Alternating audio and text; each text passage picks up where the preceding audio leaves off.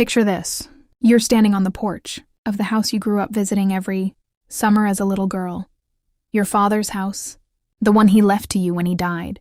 Your bags are already packed and sitting by the door, not by you, by your husband's mother.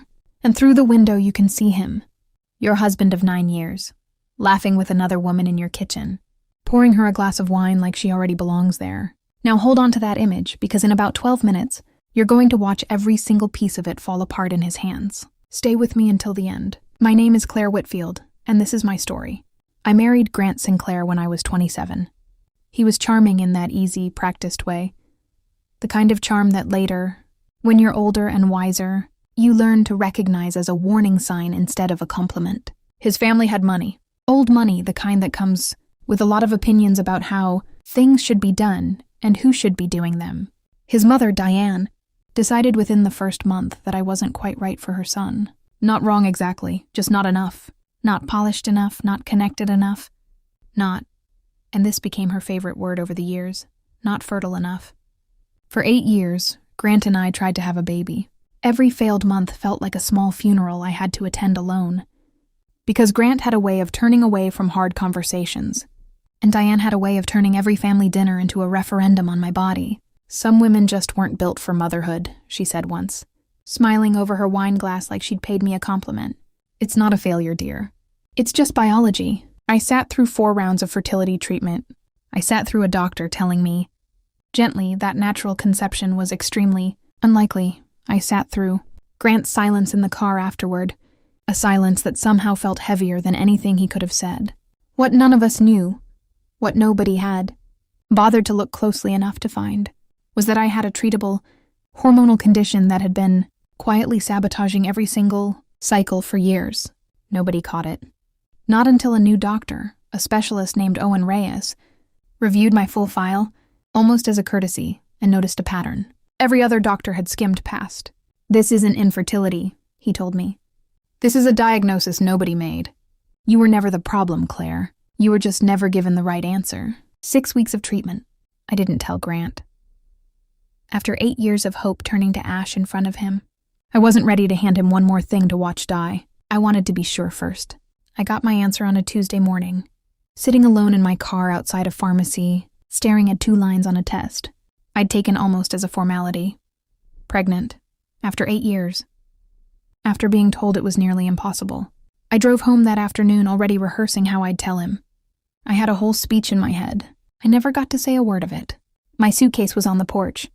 Diane was standing beside it like a sentry, arms crossed, that same tight little smile on her face. And through the front window, my father's window in the house my father had left to me, Grant was laughing with a woman I'd never seen before, pouring her wine in my kitchen like she'd already moved in. I stood there with my hand pressed flat against my stomach. And for one long moment I wanted to walk in and scream, I am carrying your child right now, and you're throwing me out onto the street. But something in me, call it pride, call it my father's voice, call it 35 years of finally learning my own worth, told me not to give them the satisfaction of watching me beg. So I picked up my suitcase and I walked. I didn't have a plan. I just walked until my legs stopped shaking, until I ended up sitting on a bench outside a law office 3 blocks from downtown, staring at nothing. That's when a black sedan pulled up to the curb, and an older man stepped out, silver-haired, sharp-suited, moving like someone used to being listened to. "Are you all right, young lady?" he asked, not performative, genuinely asking. I don't know why I told him everything. Maybe because he didn't check his watch once while I talked. His name was Arthur Beaumont, and he ran the law firm behind me. When I mentioned my father's name, Walter Whitfield, Arthur went very still. Walter Whitfield was my closest friend for 30 years, he said quietly. I handled his estate personally. "Young lady, I think you'd better come inside." That's when I learned something that would change everything. My father hadn't just left me a house. He'd left me the deed, solely in my name. Protected by a trust Arthur had drafted himself specifically, so that no marriage, no divorce, and no in-law could ever touch it. Grant had been living in a house he never owned a single brick of. He just never bothered to check the paperwork because why would he? He'd always assumed everything was his by default. I moved into the guest suite above Arthur's firm that week. His son Nathaniel, a family law attorney, took my case personally, and somewhere between the divorce filings, And the ultrasounds, between his quiet, steady presence and the way he never once made me feel like a burden. Something shifted that neither of us named right away. 7 months later, I gave birth to twins, a boy and a girl. Nathaniel was in the room. He didn't have to be. He wanted to be. One evening, months after that, with the twins finally asleep, he told me plainly, "I'm not asking you for anything, Claire. I just needed you to know that I love you. All of you, the parts that are tired, the parts that are still healing, all of it." I didn't answer with words. I just reached over and took his hand. Then came the invitation. "You're invited to celebrate the marriage of Grant Sinclair and Sophia Marsh." Reception to be held at the Sinclair family estate. Except it wasn't the Sinclair estate. It never had been. It was my father's house, my house. Diane had spent 30 years calling it the family estate so many times. I think she genuinely convinced herself it was true. Arthur read the invitation over his glasses and set it down slowly. "My darling," he said, "I think it's time everyone in that family learned whose name is actually on that deed." So on the morning of the wedding, while a wedding planner Grant and Diane had hired was setting up white chairs on my father's lawn, I walked up that same driveway I'd been thrown off of, this time with Nathaniel's hand in mine, and our 6-month-old twins in a double stroller, and a folder in my bag that Arthur had prepared weeks in advance. The whispers started before I even reached the porch. I didn't look broken. I didn't look bitter. I looked, for the first time in years, exactly like myself. Grant saw me first. His face went through about 4 different emotions before it. Landed on something like dread. "Claire," he said, "what are you doing here?" "Attending a wedding," I said, "on my property." Diane's hand flew to her necklace. "This is absurd. This house has been in the Sinclair family for... It's never been a Sinclair property."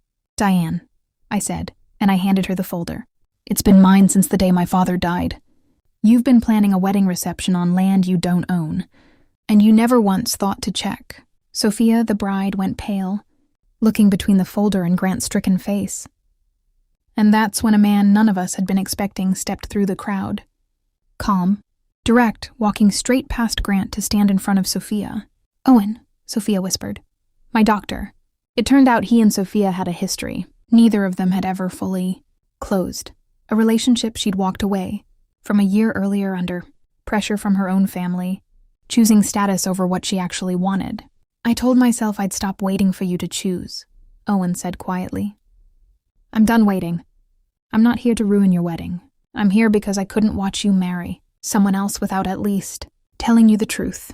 Sophia looked at Grant, then at Owen, then at the folder, still shaking slightly in Diane's hands, and something in her face just gave way. "Grant, I'm sorry," she said. "I said yes because it was easy, not because it was right. You deserve someone who actually chose you. I don't think either of us really did." Grant wasn't even looking at her anymore. He was looking at the twins in the stroller. Really looking. The way you look at something you're only now understanding you've lost. "Are they mine?" he asked me, voice cracking. "Yes," I said. "No cruelty in it, just fact. I found out the same morning you put my suitcase on the porch. I was walking home to tell you we were finally going to be parents, after 8 years. And instead I found my bags packed and Sophia in my kitchen. The silence that followed was the kind you could hear." "I didn't know," Grant said. "The doctors said..." "They were looking at the wrong thing," I said. "For 8 years. It wasn't ever me, Grant. It just took someone actually paying attention to find that out." I looked at Diane one last time. "You spent 9 years telling me I wasn't enough for this family. Turns out this family was standing on ground that was never yours to give away." Nathaniel reached for my hand. Arthur, standing at the edge of the crowd in his best suit, was already blinking hard, watching me the way I imagine he used to watch my father, with 30 years of friendship behind his eyes. Grant Sinclair stood in the middle of a wedding that wasn't going to happen, on a lawn that was never his, having just met the children he didn't know existed. Karma doesn't always arrive loudly. Sometimes it arrives in a stroller, holding a folder with your name still on the deed, and simply lets the truth do the rest of the talking. Nathaniel and I married the following spring, in that same backyard, under the same trees my father used to sit beneath every summer. Arthur walked me down the aisle.